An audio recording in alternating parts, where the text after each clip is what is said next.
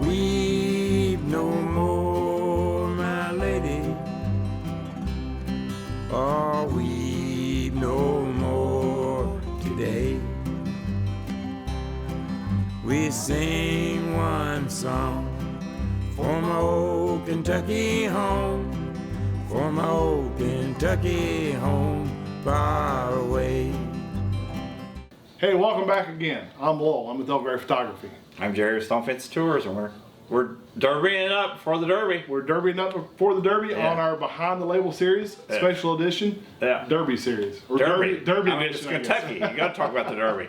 And you know, all these are kind of related to horses and farms in the in Kentucky. So right now we're actually trying the pinhook. Pinhook. You know what the term pinhook means? Other than a worm, I know a pinhook worm, which is probably not the best imagery for bourbon. So this is a pinhook rye. Pinhook is taking a yearling and buying it and getting it ready to race as a 2-year-old and then selling it.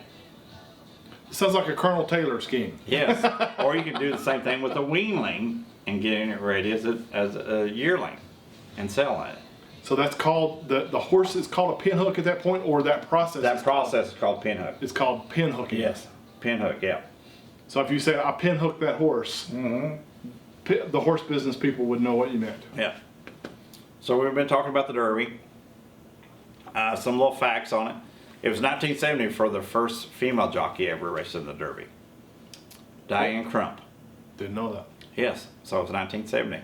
Now we can go back to the late, when the Derby first started. We talked about Oliver Lewis, how there's a street named after him in Lexington. One of the things we like talking about is that's pretty good. It's actually real good, yeah. And it's funny, the horse name is Rye Humor. It's the actual horse.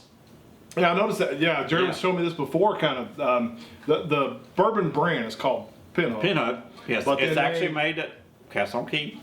Oh, I didn't know. Really? It's made at Castle-on-Key. Yes. Oh, it makes sense. They're making because it's sourced at Castle-on-Key. They still because they still haven't made. They haven't released bourbon yet. No, they haven't. They're making it, but they haven't released it yet. Yeah, he was. So Pinhook is the actual brand from Castle-on-Key, but the horse. It's not their product. They're just sourcing. They're sourcing it, but they're still it's their production of brand. Rye Humor, which I thought was pretty cool. It's actually the name of a horse. Every year they release a bourbon or a rye that's named after a particular horse. Also, this is just a once a year, so this is a limited edition. Yeah, once a year. I mean, they it's Rye Humor. And what we know about Rye Humor is a 4-year-old. He's raced twice and he finished third once. How many hands is Rye Humor? I don't know, 16.2. Ah, you're close. 16.1 hands. Wow, good guess there. Most of them treat 16. Yeah. So that's that's the term. So yeah, 1970, female race in it. But we go back to like after the Civil War, like if you watch NBA basketball, LeBron James, Kobe Bryant, that's the big names of NBA. Back in the 1870s when the Derby started, from that point on, it was all African American jockeys.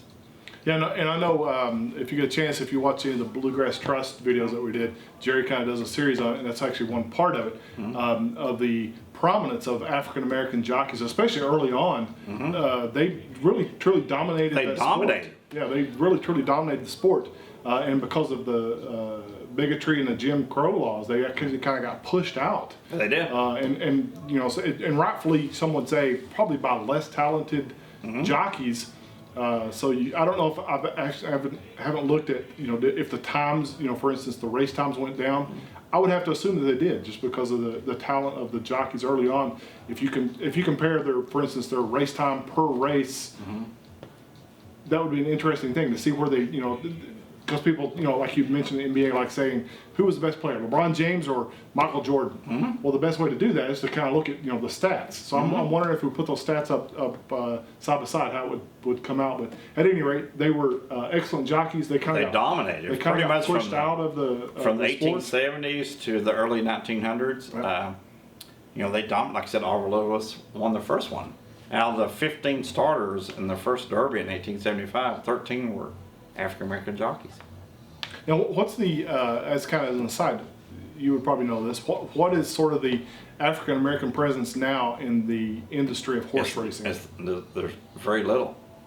That's what I was thinking. Yeah, very little. Just only just through observation at, like, for instance, at Keeneland, I haven't noticed a lot. They're very little. I mean, it's all it's all Caucasian or Latino. Yeah, and I feel like that's almost the same kind of undercurrent of, well, bigotry is basically all it is, of not wanting to allow that to happen again. I don't know. They were dominant. Like I said, in the first 28 derbies, 15 of them were won by African American jockeys. So some of them, someone like Isaac Murphy, made a lot of money. We talk about like James Soup Perkins or Alonzo Clayton or Willie Sims or, like I said, Isaac Murphy or James Wingfield. They Murphy, Wingfield, and Sims won multiple derbies. They were at the top of their game. I know Murphy was making $10,000 a year, which was a lot of money. That's a lot of money back then. Back then, you're talking about the 1800s. Yeah. The trainers, Ansel Williamson, Edward Brown, they were winning the big races, and Jim Crow laws in the late 1800s allowed them to be pushed out of that. So it was kind of a difficult transition. I know Oliver Lewis, he retired early. A lot of them just retired.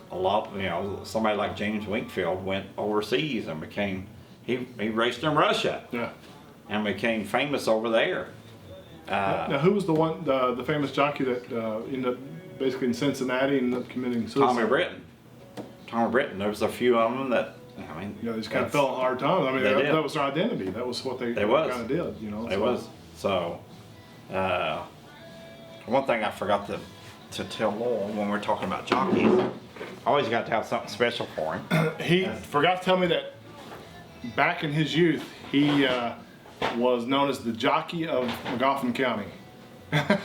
What's he got here? Smokey the Bear. No.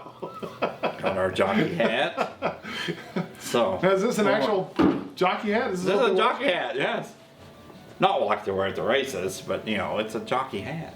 It's the shape of a jockey. Are you sure it's not just jockey brand like underwear hat? No, it's a jockey hat. It's got the flat brim. Now, is there a reason for that? The flat brim and the designer, and most things that start out as kind of an iconic piece of, utility or of wear starts out with some sort of utility. I'm not sure why they did it, but do you know they had multiple glasses, like their little glasses that they have? They had multiple ones that they would pull down and they would flick off. As they got dirty, they would flick them off. I have seen the ones where they have the rip-off little, it's like a little plastic film that they rip off. No, this was actually the ones that would just like rip off as they got dirty.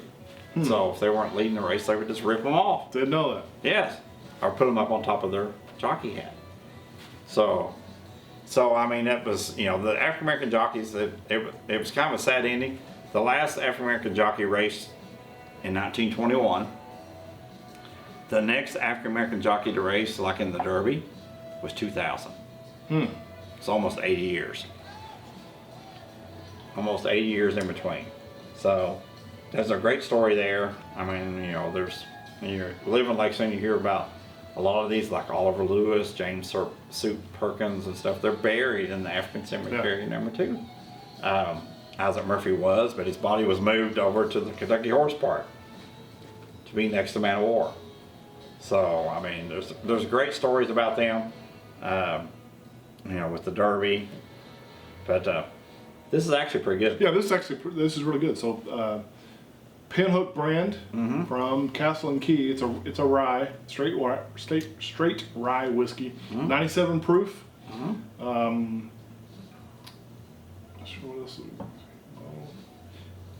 Says it's bottled in Frankfurt. Yep, Castle and Key. Are they considered themselves Frankfurt? I guess. I guess, yeah, it's always that. If you watch our David Meyer with OCD, they always say it's kind of like it's got a Woodford County address, but what did he say? It was Woodford County. No, wait. it's a Woodford County zip code, but a Frankfurt address. Or something. Yeah. There's some kind of Yeah, a it's mix-up. actually you're in Woodford County, but you're in Frankfurt. Yeah. So, but yeah, that's so this is actually pretty decent. Yeah, this is I'm enjoying this better than the Calumet or the Lexington. Mm-hmm. So. It is. So we have one more to try. All right, so we'll finish this up, and when we come back, we will try. Actually, we'll have two more in this episode. Oh, we will. Yes, we will. Yeah, we'll have the Blantons, which is actually one of my favorites, Mm-hmm. and then we'll get to the perennial favorite, Mint julep. Mint Julep, which is probably not anyone in Kentucky's favorite that drinks bourbon. Probably not. So stay tuned.